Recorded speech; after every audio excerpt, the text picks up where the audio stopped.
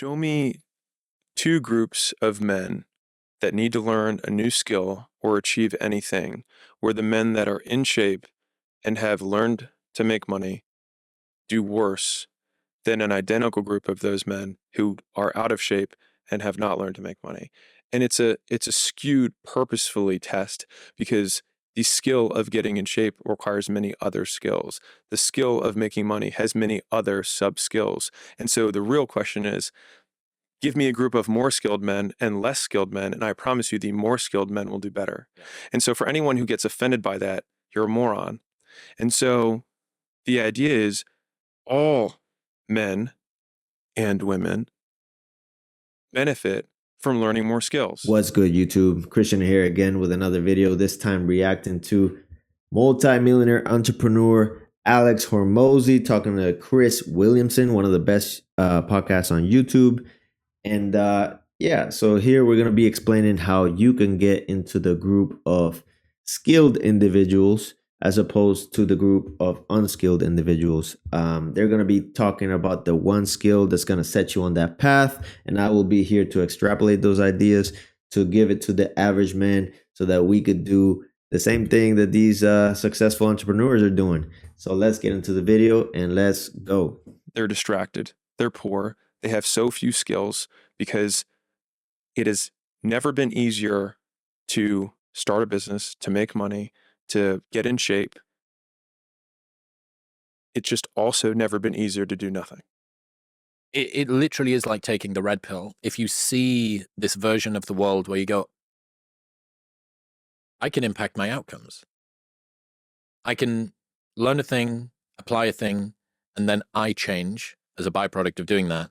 As soon as you take those steps, you realize almost all of the people around you who have parts of their life that they're not happy about are kind of making a choice for it to be that way.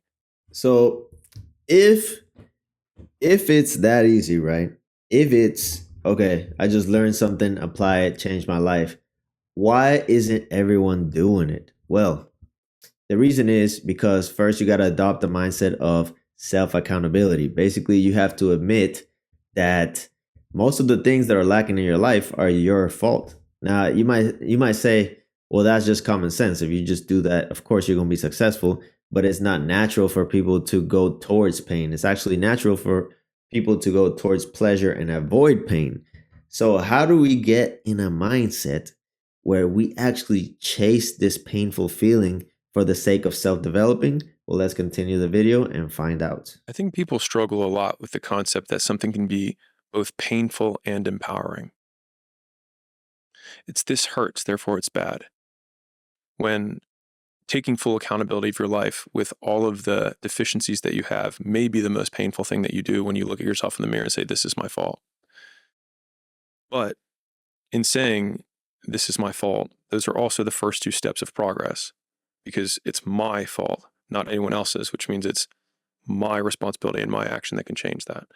And I think that marrying short-term pain with long-term progress is one of the first connections that most people who are on that path have to make. This is the lead indicator of what will be the lag indicator that I want. So what does that remind you of, right? Chasing pain for the sake of progress, right? It's not really a natural thing that, for example, animals do or living things do.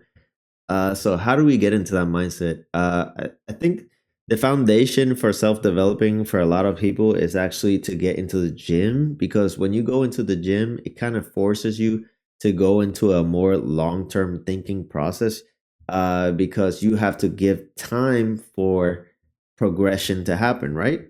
It's progressive overload. So as time goes on, over time, you get stronger and you look better.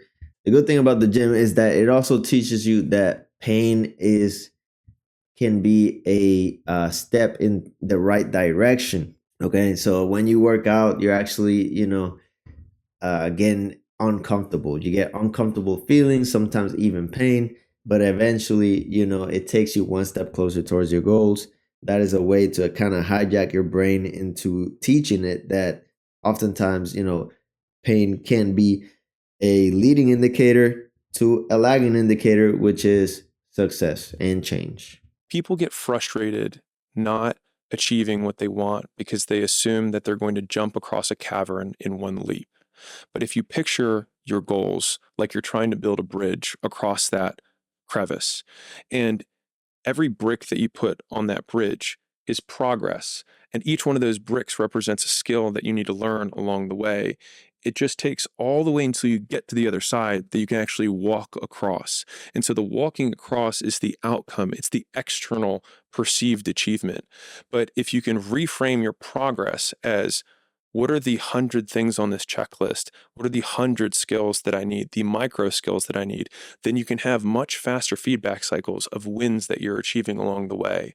And I think if you can define it that way, then you can feel like you are winning, A, more often, but B, with higher intensity, because as you win, skills stack on top of each other. Okay, so what is Alex talking about here? Okay, because the metaphor can be a little bit confusing for some people, so I'm gonna try to explain it. Okay, what Alex is talking about is the difference between an outcome-focused person and a progression-focused person. Certain people are more geared toward thinking in a progression-focused mindset more than others, and you kind of need both to achieve goals. If you have only a progression mindset, then you end up kind of moving in circles and you don't get to a specific goal that you want to reach. And if you have an outcome focused mindset without the progression, then you end up feeling heightened feelings of anxiety because the outcomes seem bigger than what they may actually be.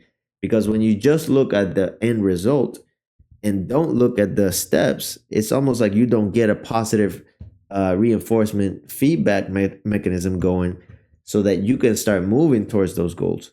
If you break those things down into the requisite skills, then you can make significantly more progress along the way. And I think that is more positively reinforcing. And I'm sharing this because this has been a perspective that has served me so well in my life. Even failures can be steps towards your goals, right? So how do we change that? How do we lower the level of anxiety, lower the level of frustration? Is we adopt a more progression mindset. Okay, progression is literally just focusing on the next step ahead, the next thing you could do towards your goal. And you'll notice that as you just focus on the next step ahead, you'll start counting those as wins, and it'll be like a positive reinforcement mechanism that propels you towards your goals. And the good thing about having a progression mindset is even when you fail, the failure might actually count as a step towards your goal, because as long as you're acquiring skills, then it's always a win, right?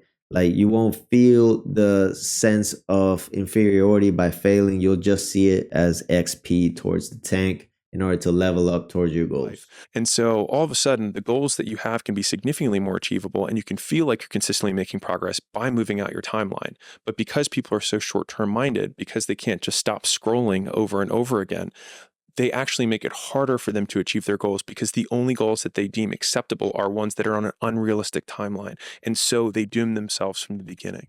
Just to recap what we touched on in the video, if you want to be a guy that acquires skills over time, you can't just look at the big outcome.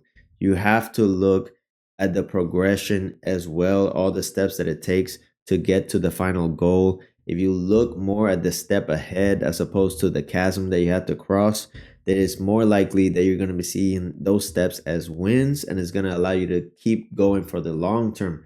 Also, remember to keep a mindset of self-accountability. Everything that is within your control that you can change and that you eventually don't change is your fault, okay? Stop looking for external things to validate all your failures, as opposed to, just accepting your failures as your own and trying to get some skills out of them if you can. Remember to think in a long time frame, not a short time frame, meaning give yourself time to acquire skills and tackle bigger and bigger goals over time. I don't think you have to be perfect in the short term. A lot of people, they just, after they fail once, when they're more outcome focused individuals, they stop trying because they just see themselves as a failure. Realistically, if you take a look at it, they probably only failed once in their 20s or something like that, and they just spiraled down into feelings of inferiority and they never got out of them. Don't do that, okay? You have your whole lifetime to develop and acquire skills, and as you acquire skills, you can tackle on bigger and bigger tasks and get bigger and bigger outcomes out of it. Okay. And that's all we got for this video. If you like this video, go ahead and like and subscribe. I'll be coming with more self-development topics. See you on the next one. Peace.